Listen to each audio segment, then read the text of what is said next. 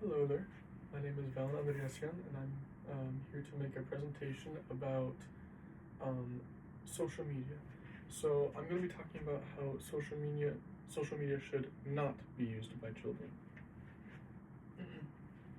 So I have four major points that I'd like to go over in relation to why social media should not be used by children. First, I'm going to start off with the fact that social media has no filters. So, really, that subject actually pertains to all of the internet and technology in general. And of course, there are filters that we can put onto our websites. I think on YouTube as well, you can have a kids' YouTube channel or something. But having the kids on the phones and being able to access all these different forms of social media, there's really no way of knowing what they're going to see. So, for example, with Instagram, there's a lot of a little bit more risky photos that people post. I've been on Snapchat and people send not good messages. I mean, you might get a follow from someone that you think is your age, but then they send you an extremely inappropriate photo, which has happened to me. And luckily actually, no, I was not old enough to get that. I was too young. I should not have seen that type of thing. But unfortunately, because I had access to social media and people didn't really know about that kind of thing happening, I was, I guess, a victim of that. So yeah, really, you have no idea what's going to come up on social media, and it can really negatively affect how people how the kids experience the world. Another subject I'd like to, we're already at 2 minutes. Another subject I'd like to talk about is the culture that can be, well, okay, first I'll go with the culture that can be created through social media. So there's a lot of really, really fast-paced things going on, and lots of trends that come by really quickly, and people oftentimes complain about fast fashion and things like that, but though the trends through the mouth are really moving extremely fast too. You'll hear about one thing one day, and the next day everyone in the entire United States is saying that word, and then maybe a week later everyone throughout the entire world is saying that word. So these fashion trends go by really quickly, and they're kind of really surface level. I don't think they're necessary in people's lives. And that sort of goes on to the whole brain rot situation that's happening on social media nowadays that I don't think is beneficial to anybody.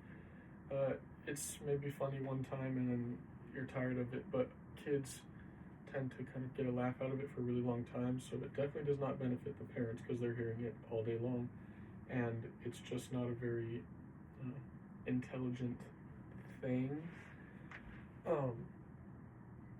And so I guess that kind of leads into the lack of concentration that comes from kids being on social media. There's so much information that's constantly entering your brain, and 99% of the time it's not intellectual information. So these kids are just getting blasted over and over with this unnecessary color and information and movement, and there's the whole famous thing where it's like an explanation video or a story about a crime or something, and underneath there's a video of subway surfers or something like that that isn't necessary, but it's just there to retain people's retaining them to their concentration, because at this point we've gotten to a point where people cannot even concentrate on a conversation.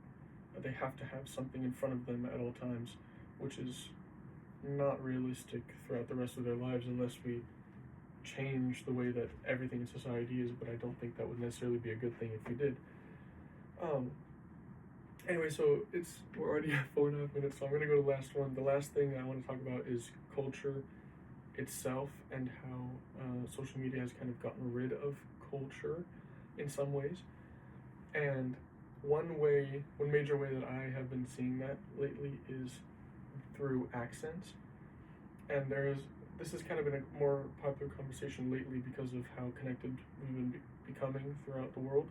But a major thing is how people in Appalachia and people in Southern California and Southern Texas and Louisiana, Florida, the Midwest, all these places, they have completely different accents. But within the last 10 years or so, this was already being affected by phone calls and things like that when that first started being a thing. But now it's being really affected because what's happening now is that these kids are watching social media and videos, fast-paced, people talking all at a very general American accent, and they're growing up with that every single day. And what's happening is the kids that are watching that are not getting the regional accents that they would normally have, depending on where they are. So you'll see a lot of kids of Appalachian families or Appalachian families that really don't have any accent. They just kind of speak like the general American. I think the California accent is known to be the most general accent, and that's what a lot of these kids are speaking, even though they're from Southern Texas, things like that. And you'll hear their parents; they've got a strong twang to their voice, but the kids don't. So it's kind of, I mean, you could argue that it helps people understand each other better, but I really don't think it was that big of a problem in the beginning. I think it just kind of has been slowly getting rid of our culture in that way. Then again, there is a spread of new culture. I mean, people in North Dakota are experiencing things that they would only really experience if they were in Texas, Florida, or California with like Mexican or Cuban culture.